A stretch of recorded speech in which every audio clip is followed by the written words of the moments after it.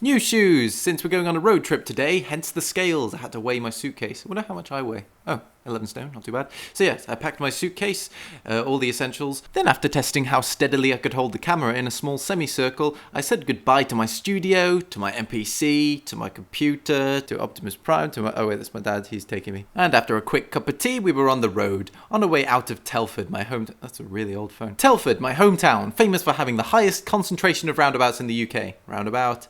Now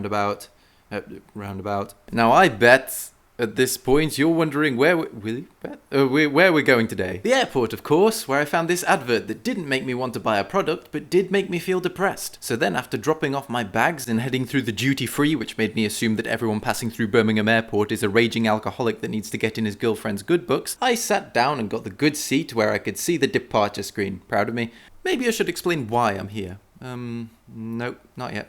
I think I'm going to look around a little bit first. Explore a bit. Oh, hey there, ladies. Oh, hey, how's it going? Oh, yeah, totally good. Check my glasses. Oh, they're totally good glasses. Yeah, no, I bought them myself. While I was exploring, I found the cover to my first rap album, and the sequel, and the third follow-up album where I was trying to be a bit more classy. Then I went through the gate and waited a little bit before... Oh, whoa. Whoa. Masterful. I eventually found myself on a plane, where as we took off I proceeded to beatbox, because when my ears get muffled as the plane ascends, I enjoy pretending there's a low-pass filter on real life.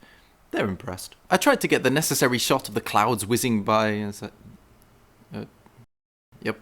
But since that didn't work, I polished off this, and fortunately didn't have to use this. The second attempt was better, but still not quite there. But then this random home girl, I'm going to call her Rosie, helped out and took these pictures, which necessitate some ambient pad presets.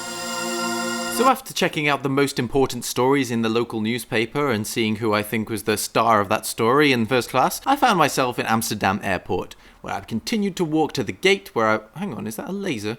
What the hell, they got a laser through... When I found the gate for the next flight, it turned out I had a lot of time to kill, so I spent it reading and looking at corporate adverts featuring a chick who had obviously never played Dungeons & Dragons. An enjoyable journey so far, but things just weren't the same since I left the plane. I miss Rosie. On the next flight, I was kind of disappointed that there was no donk-influenced hip-hop in the genre section on the in-flight entertainment center, so to fill in the time, I ended up making some of my own. I alternated between doing that and playing the game where you try and get your camera as close to someone's face as possible without them noticing. Ah, America. My first time in the US of A was in Minnesota, a place that made me wonder how much bigger regular-sized Soto was. I checked my time and found out that I had frickin' 5 hours to kill, so I did some exploring. I know, but thanks anyway, girl. Some subtle signs gave me clues that I was on the right track to my final destination, but I still had no idea what I was going to spend my time on, until... Phew! That plug socket kind of looks terrified to me. Oh my god! Oh my god! Ah. Being able to finally use my laptop with free Wi-Fi was great and all, but it made me think, does this constant connectivity reduce the magic, nay the humanity of travelling to a distant land? I remember when flying used to be exciting.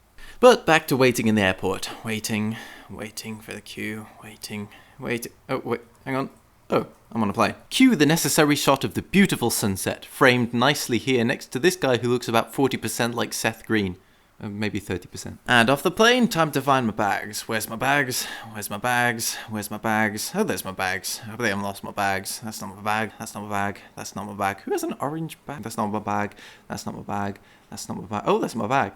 Then the penultimate step of my journey was on this train, finally out of the sky for a while, so I could relax and... Wait, what? Is that a wormhole? I was warped several minutes into the future, where I was apparently walking down the street past some no high-fiving signs and tall buildings, eventually ending my journey in a studio apartment somewhere in Vancouver, ready to begin my journey. The metaphorical one, I mean. During this road trip, and it is a road trip since Google says a road is a wide way for vehicles, and this looks pretty wide to me, I'll be visiting several friends who I think will give me some perspective on where to focus. I've nearly hit the goal I've been working towards for several years, and when the 100,000 subscriber mark comes, I intend to be prepared for what to do next.